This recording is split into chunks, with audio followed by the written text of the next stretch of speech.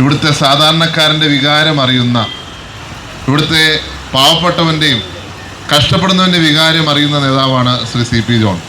അദ്ദേഹം ഇന്ന് ഉപവാസം അനുഷ്ഠിക്കുന്നത് ഈ നാടിൻ്റെ ഒരു പ്രധാനപ്പെട്ട പ്രശ്നമാണ്.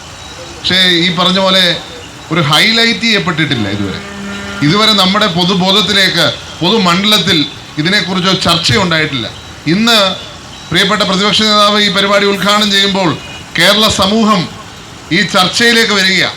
ഇവിടുത്തെ തൊഴിലാളികളുടെ പേരിൽ അധികാരത്തിലേറിയവർ, ഇവിടുത്തെ കഷ്ടപ്പെടുന്നവൻ്റെ പേരിൽ അധികാരത്തിലേറിയവർ, ഇവിടുത്തെ കർഷകൻ്റെയും കർഷക തൊഴിലാളിയുടെയും പേരിൽ അധികാരത്തിലേറിയവർ ഇന്ന് അവരെ മറന്ന് പ്രവർത്തിക്കുന്നതല്ലേ? ഞാൻ സംസാരിച്ചപ്പോഴാണ് മനസ്സിലാവുന്നത് 1500 കോടി രൂപ ഈ എല്ലാ ബോർഡുകളിൽ ചേർന്ന് ഇവിടെ ഫണ്ട് ഉണ്ടായിരുന്നു. ഒറ്റ ബോർഡ്, നിർമ്മാണ തൊഴിലാളി മാത്രം.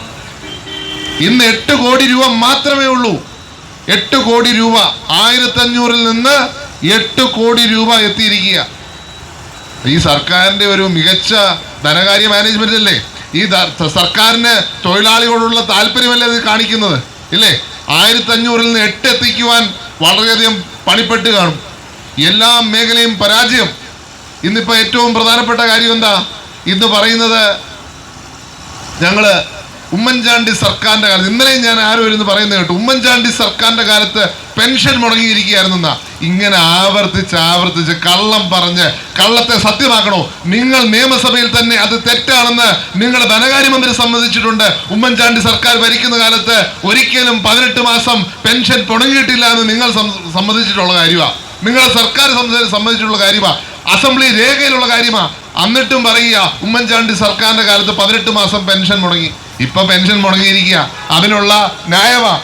ഞങ്ങളുടെ കാലത്ത് മുടങ്ങിയെങ്കിൽ നിങ്ങളുടെ കാലത്ത് മുടങ്ങി എന്ന് വരുത്തി തീർക്കുവാനുള്ള ശ്രമം ഒരിക്കലും മുടങ്ങാത്ത കാര്യമാണ്. UDF സർക്കാരിന്റെ കാലത്ത് ഒരിക്കലും മുടങ്ങിയിട്ടില്ല. പിന്നെ ആവർത്തിച്ച് കള്ളം പറയുന്നത് തങ്ങളുടെ കുറവിനെ ആ ഇരുട്ടുകൊണ്ട് ഓട്ടയടയ്ക്കുന്ന പോലെ മറയ്ക്കാൻ വേണ്ടി മാത്രമല്ലേ ഈ ശ്രമം നിങ്ങൾ നടത്തിക്കൊണ്ടിരിക്കുന്നത്? യാതൊരു സംശയവും വേണ്ട, കേരളത്തിലെ ജനങ്ങൾ ഇതെല്ലാം കാണുന്നുണ്ട്. ഇപ്പൊ എന്താ നടത്താൻ പോകുന്നത്? മധ്യപ്രദേശിൽ ഇലക്ഷൻ മുമ്പ് 7 മാസക്കാലം ഒരു പെൻഷനും കൊടുത്തില്ല. ഒരു പാവപ്പെട്ടവനും ഒരു പെൻഷൻ കൊടുത്തിട്ടില്ല. മധ്യപ്രദേശിൽ യൂത്ത് കോൺഗ്രസ്സുകാർ അവിടെ പോയി ഇലക്ഷൻ പ്രചരണത്തിലുള്ളായിരുന്നു എന്നോട് പറഞ്ഞ ഒരു പെൻഷൻ 7 മാസക്കാലം കൊടുത്തിട്ടില്ല. പക്ഷെ ഇലക്ഷന്റെ തലേ ദിവസം എല്ലാ പെൻഷനും കൊടുത്തു. അതാണ് കേരളത്തിൽ നടക്കാൻ പോകുന്നത്. അതുകൊണ്ട് പെൻഷൻകാർ വിഷമിക്കണ്ട, ചിലപ്പോൾ പെൻഷൻ കിട്ടിയേക്കും. ഇലക്ഷന്റെ തലേ ദിവസം രണ്ടുപേരും ഒരേ സ്കൂളിലാണ് പഠിക്കുന്നത്. അപ്പോൾ ഇലക്ഷന് വേണ്ടിയുള്ള തയ്യാറെടുപ്പാണെങ്കിൽ ഈ ആൾക്കാരെ ഇങ്ങനെ ബുദ്ധിമുട്ടിക്കണോ? ഇതാണ് കോൺഗ്രസും CPM-ഉം BJP-യും തമ്മിലുള്ള വ്യത്യാസം. ഇവിടുത്തെ സാധാരണക്കാരന് ബുദ്ധിമുട്ടുണ്ടാവാതിരിക്കാൻ എന്ത് വിട്ടുവീഴ്ചയ്ക്കും തയ്യാറായിട്ടുള്ള പ്രസ്ഥാനമാണ് ഇന്ത്യൻ നാഷണൽ കോൺഗ്രസ്. ഇവിടെ സൂചിപ്പിക്കുകയുണ്ടായി UDF ഭരിച്ചിരുന്നപ്പോൾ ഉള്ള കാര്യങ്ങൾ. ഞങ്ങൾ ക്ലിഫ് ഹൗസിൻ്റെ കാര്യം സൂചിപ്പിച്ചുകൊണ്ട് ഞാൻ പറയുക, ഞങ്ങളുടെ താമസിക്കുന്ന വീട്ടിൽ കർട്ടൻ ഇല്ലായിരുന്നു. ഒരു കർട്ടൻ പോലും ഞങ്ങൾ ക്ലിഫ് ഹൗസിലുള്ളപ്പോൾ ആ ക്ലിഫ് ഹൗസിലില്ല. ഞാൻ ഓർത്ത് എന്താ കർട്ടൻ ഇല്ലാത്ത രാവിലെ ഇച്ചിരി വെളിച്ചം നേരിട്ട് വരുമല്ലോ. അദ്ദേഹം കർട്ടൻ ഇല്ലാതെ സമ്മതിച്ചിട്ടില്ല.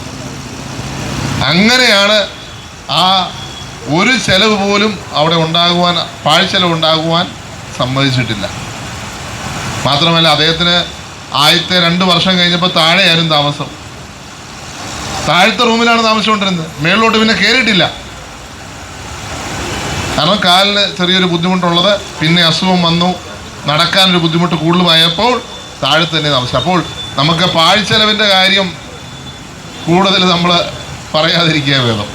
നവകേരള സദസ്സിൻ്റെ പേരിൽ ജനങ്ങളെ കാണാൻ വേണ്ടി മാത്രം ഒരു പരാതി പോലും മുഖ്യമന്ത്രിയോ മന്ത്രിമാരും സ്വീകരിക്കാത്ത നവകേരള സദസ്സ്, അത് യാത്ര ചെയ്യാൻ വേണ്ടി 1 കോടിയുടെ ബസ്, ഇവിടുത്തെ പാവപ്പെട്ടവൻ്റെയും ഇവിടുത്തെ കർഷകൻ്റെയും കർഷക തൊഴിലാളിയുടെയും നികുതി പണം ഈ ഫണ്ടിൽ നിന്നായിരിക്കും പിടിച്ചിരിക്കുന്നത്.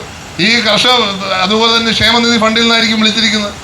അങ്ങനെ ജനങ്ങളെ ബുദ്ധിമുട്ടിച്ചാലും കുഴപ്പമില്ല, തങ്ങളുടെ ആർഭാടം അതിനൊരു കുറവുണ്ടാകാൻ പാടില്ല എന്ന് പറഞ്ഞ് മുന്നോട്ട് പോകുന്ന ഇടതുപക്ഷം ഇന്ന് തൊഴിലാളികളുടെ പേരിൽ അധികാരത്തിലിരിക്കുന്നവർ മുതലാളികളുടെ അല്ലെങ്കിൽ മുതലാളിമാരുടെ ആളായി മാറിയിരിക്കുക.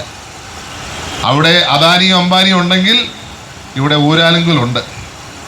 അതിനൊരു പക്ഷേ സൊസൈറ്റിയുടെ ഒരു മൂടുപടം സൊസൈറ്റിയുടെ ഒരു മൂടുപടം കൊടുത്തിട്ടുണ്ട്. കഴിഞ്ഞ ദിവസം 100 125 കണ്ട് വാർഷികം ആഘോഷിക്കുന്നുണ്ട്.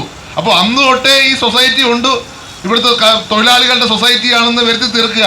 പക്ഷെ യഥാർത്ഥത്തിൽ അദാനിയാണ് ഇവിടുത്തെ. ഒരു സംശയവും വേണ്ട, അദാനിയുടെ റോള് വഹിക്കുന്ന ഊരാലുങ്ങളുള്ളപ്പോൾ പിന്നെ ഇവിടുത്തെ തൊഴിലാളികളെ പറ്റി ചിന്തിക്കണോ? ഇവിടുത്തെ കർഷകനെ പറ്റി ചിന്തിക്കണോ? ഇവിടുത്തെ കർഷക തൊഴിലാളിയെ പറ്റി ചിന്തിക്കണോ? നിങ്ങളെ നോക്കിയേ, നമ്മുടെ മുഖ്യമന്ത്രിയും നമ്മുടെ പ്രധാനമന്ത്രിയും ഒരേ മോഡലാ. എന്ത് സംഭവിച്ചാലും ഒരു കുലുക്കവും ഇല്ല. കാരണം ജനങ്ങളെ പേടിയില്ല എന്നുള്ളത് കൊണ്ട് തന്നെയാണ്. ഇന്നിപ്പോ എന്താ രാജ്യത്തിന്റെ അവസ്ഥ? ഇതുവരെ ഇത്രയും നാൾ തെരഞ്ഞെടുപ്പ് നടന്ന ചരിത്രത്തിൽ ഒരിക്കലും ഇല്ലാത്ത വിധം തെരഞ്ഞെടുപ്പ് കമ്മീഷണർ തെരഞ്ഞെടുപ്പ് പ്രഖ്യാപിക്കുന്നതിന് മുമ്പ് രാജിവെച്ചിരിക്കുക. എന്റെയൊക്കെ ഓർമ്മയിൽ UDF-ഉം UP ഒക്കെ ഭരിക്കുമ്പോൾ മാർച്ച് 1-ന് ഇലക്ഷൻ പ്രഖ്യാപിച്ചിരിക്കും. March 1 date. ഇതാണ് ചരിത്രം. എത്ര ദിവസമായി ഇലക്ഷൻ പ്രഖ്യാപിക്കാൻ സമയമുണ്ട്? 10 ദിവസം കഴിഞ്ഞു. മാർച്ച് 1 കഴിഞ്ഞ് വീണ്ടും നമ്മൾ 15-ലെത്തി. എന്താ ഇലക്ഷൻ പ്രഖ്യാപിക്കാത്തെ? പോട്ടെ, ഇലക്ഷൻ പ്രഖ്യാപിച്ചില്ലെങ്കിലും പോകണ്ട. ഇലക്ഷൻ പ്രഖ്യാപിക്കുന്നതിന് മുമ്പ് എന്തിനാണ് ഇലക്ഷൻ കമ്മീഷൻ രാജിവെച്ചേ? ഇലക്ഷൻ കമ്മീഷൻ രാജിവെച്ചിട്ട് പറയാ ഇനി പുള്ളിയെ പുതിയ ഇലക്ഷൻ കമ്മീഷണറെ വെക്കുവാൻ ഇതാ ഞങ്ങൾ കൂടാൻ പോവുക 15-ാം തീയതി. ഇന്ന് കൂടണ്ടേ? ഇന്ന് തീരുമാനമെടുക്കണ്ടേ? രാജിവെച്ച ഉടനെ തീരുമാനമെടുക്കണ്ടേ? ഓൾറെഡി ഒരു വേക്കൻസി ഉണ്ട്. അത് കൂടാതെയാണ് അടുത്ത വേക്കൻസി. അപ്പോൾ 3 പേരിൽ ഒരാൾ മാത്രമേ ഉള്ളൂ. ഒരാൾ ഇലക്ഷന് മുമ്പ് രാജിവെക്കുന്നു. ഈ ഇവിടുത്തെ തെരഞ്ഞെടുപ്പിനെ ബാധിക്കുന്ന പ്രശ്നമല്ലേ? ഇവിടുത്തെ തെരഞ്ഞെടുപ്പ് എന്ന് പറഞ്ഞാൽ ഇവിടുത്തെ ജനങ്ങളെ ബാധിക്കുന്ന പ്രശ്നമല്ലേ? ഇവിടുത്തെ ജനങ്ങളുടെ അധികാരത്തെ ചോദ്യം ചെയ്യുന്ന പ്രശ്നമല്ലേ? എന്താണ് മുഖ്യമന്ത്രിയുടെ അഭിപ്രായം? എന്താണ് ഇതിനെപ്പറ്റി ഇടതുപക്ഷത്തിന്റെ അഭിപ്രായം? അതുകൂടി അറിയാൻ താല്പര്യമുണ്ട്. തീർച്ചയായിട്ടും എൻ്റെ ഇലക്ഷനിൽ കണ്ട കാര്യങ്ങളുണ്ട്. ആ കാര്യത്തിൽ എനിക്ക് പ്രത്യേകം ശ്രദ്ധ പതിപ്പിക്കേണ്ട ഒന്നാന്ന് എനിക്ക് തോന്നുന്നു. എൻ്റെ തെരഞ്ഞെടുപ്പ് വന്നപ്പം ഓക്സിലറി ബൂത്തുകളെല്ലാം ഇല്ലാതാക്കി. ഓക്സിലറി ബൂത്തില്ല. രണ്ട് ഓർമ്മയുണ്ടോന്ന് അറിയത്തില്ല. ഞാൻ 3 ബൂത്തുള്ളൊരു സ്ഥലത്ത് പോയി. 3 ബൂത്തിൽ 2 ബൂത്തിൽ ഭയങ്കര സ്പീഡാ. 3-ാമത്തെ ബൂത്തിൽ മണിക്കൂറുകളുടെ ക്യൂ. ഞാൻ പലതവണ അഭ്യർത്ഥിച്ചു, എന്തെങ്കിലും ക്രമീകരണം ഉണ്ടാക്കണം. ഇവർക്ക് വോട്ട് ചെയ്യാൻ ആളുകൾ തിരിച്ചു പോവുക. 3 മണിക്കൂർ നിന്ന് ആൾക്കാർ തിരിച്ചു പോവുക. അവരുടെ അവകാശമാണ് വോട്ട് ചെയ്യാനുള്ളത്. ഈ തെരഞ്ഞെടുപ്പിൽ നമ്മൾ ശ്രദ്ധയോടെ നോക്കേണ്ട ഒരു കാര്യമാണ് ഓക്സിലറി ബൂത്ത്. ഓക്സിലറി ബൂത്ത് ഇല്ലാതിരിക്കേണ്ട കാര്യമില്ല. എവിടെയെങ്കിലും ആൾക്കാർ കൂടുതലുണ്ടെങ്കിൽ അവിടെ ഓക്സിലറി ബൂത്ത് ഉണ്ടാവണം. ആൾക്കാർക്ക് വോട്ട് ചെയ്യാൻ അവകാശം ഉണ്ടാവണം. ഇത് പുതിയ തന്ത്രമാണ്. ഇലക്ഷൻ വെച്ച് നീട്ടുക. ഞാനൊരു ബൂത്തിൽ ചെന്നപ്പോൾ അവിടുത്തെ ഏജന്റ് കുറെ തൊടു ന്യായങ്ങൾ, അല്ലെങ്കിൽ ഇലക്ഷൻ ഓഫീസർ എന്നോട് കുറെ കാര്യങ്ങൾ പറഞ്ഞു. എല്ലാ സ്ഥലത്തും ഒരേ ന്യായം പറയുക. പ്രായമായിട്ടുള്ളവർക്ക് വോട്ട് ചെയ്യാൻ പറ്റുന്നില്ല, അവർ വന്ന് സ്ലോ ആവുന്നു. അപ്പോൾ വെച്ച് നീട്ടുക. നമുക്കറിയാം, നമ്മുടെ ചില ഇലക്ഷനുകൾ നമ്മുടെ ഇപ്പോൾ നടന്ന കേരള വർമ്മ കോളേജിൽ നടന്ന ഇലക്ഷനെ താമസിപ്പിക്കുക. അതേ മോഡൽ ഈ ലോക്സഭയിൽ നടക്കാതിരിക്കുവാൻ, ജനങ്ങൾക്ക് വോട്ടുണ്ടാവുവാൻ ഓക്സിലറി ബൂത്തുകൾ വേണം. അതിന് നമ്മുടെ ഏജന്റുമാർ വളരെ കെയർഫുള്ളായി നിന്നാൽ മാത്രമേ നമുക്ക് തെരഞ്ഞെടുപ്പ് നീതിപൂർവ്വവും ന്യായപൂർവ്വമായിട്ട് നടത്താൻ സാധിക്കത്തുള്ളൂ. യാതൊരു സംശയവും വേണ്ട. ഇലക്ഷൻ കമ്മീഷൻ അത് ഉറപ്പാക്കേണ്ടതുണ്ട്. കൂടുതൽ ആൾക്കാരുള്ള ബൂത്തിൽ ഓക്സിലറി ബൂത്ത് വേണമെങ്കിൽ ഓക്സിലറി ബൂത്ത് കൊടുത്തിരിക്കണം. മറ്റൊരു മേഖലയാണ് പ്രോക്സി വോട്ട്. 85 ഇപ്രാവശ്യം ഏജ് കൂട്ടിയിട്ടുണ്ട്, 85 ആക്കിയിട്ടുണ്ട്. അസംബ്ലി തെരഞ്ഞെടുപ്പിൽ നമ്മളെ ബാധിച്ച വലിയൊരു ഇഷ്യൂ ആണ്. അവിടെയും എൻ്റെ തെരഞ്ഞെടുപ്പിൽ കണ്ടത്, ഞങ്ങളുടെ ഏജന്റുമാരോടൊന്നും പറയാതെ പോയിട്ടാണ് വോട്ട് ചെയ്യാൻ ഇലക്ഷൻ ഓഫീസർ പോകുന്നത്. അത് ശ്രദ്ധിച്ചോന്ന് അറിയത്തില്ല. ഞാൻ ഒരു സ്ഥലത്ത് ചെല്ലുമ്പോൾ ആരുമില്ലാതെ ഇലക്ഷൻ ഓഫീസർ ഇലക്ഷനെ ഒരു ഏജന്റിനെ പോലും അറിയിക്കാതെ, ഞാൻ എൻ്റെ ഇലക്ഷൻ ഏജന്റിനെ വിളിച്ചു, നിങ്ങളെ അറിയിച്ചിട്ടുണ്ടോ? ഇല്ല. ആരെ അറിയിക്കാതാണ് പോയി പ്രോക്സി വോട്ട് ചെയ്യാൻ പോകുന്നത്. തീർച്ചയായിട്ടും ഈ വിഷയങ്ങൾ നമ്മുടെ ഇലക്ഷനെ ബാധിക്കുന്ന പ്രശ്നമാണ്. അതുകൊണ്ട് തന്നെ ഇവിടുത്തെ ഇലക്ഷൻ കമ്മീഷനും ഇതിനെക്കുറിച്ച് വളരെ ജാഗ്രത പുലർത്തേണ്ടിയിരിക്കുന്നു എന്നീ അവസരത്തിൽ ഞാൻ സൂചിപ്പിക്കാൻ ആഗ്രഹിക്കുക. പക്ഷേ ഇലക്ഷൻ കമ്മീഷന് നാഥനുണ്ടെങ്കിലല്ലേ ജാഗ്രത പുലർത്താൻ പറ്റത്തുള്ളൂ. നാഥനില്ല കളറിയായി മാറ്റിയിരിക്കുക. ചരിത്രത്തിൽ, ഇന്ത്യയുടെ ചരിത്രത്തിൽ ഇത്രയും തെരഞ്ഞെടുപ്പ് നടന്നു. 47 മുതൽ ഇന്ന് വരെ നടന്ന തെരഞ്ഞെടുപ്പുകൾ, അല്ലെങ്കിൽ 50 മുതൽ നടന്ന തെരഞ്ഞെടുപ്പുകൾ, ഒരു തെരഞ്ഞെടുപ്പിൽ പോലും ഇല്ലാത്തൊരു സാഹചര്യം ഇന്ന് ഇത്രയും പുരോഗമനമുള്ള സാഹചര്യത്തിൽ നടക്കുക. തീർച്ചയായിട്ടും കോടതികളും ഇതിനെക്കുറിച്ച് വളരെ ജാഗ്രത പുലർത്തണം എന്നുള്ള അഭ്യർത്ഥന എനിക്കുള്ളത്. സുവോ മോട്ടയായിട്ട് പോലും ഒരു കേസെടുത്താൽ കുഴപ്പമില്ല. തീർച്ചയായിട്ടും അതുകൊണ്ട് തന്നെ ജനാധിപത്യം നിലനിർത്തുവാൻ നമുക്ക് ഒറ്റക്കെട്ടായി നിർത്താം.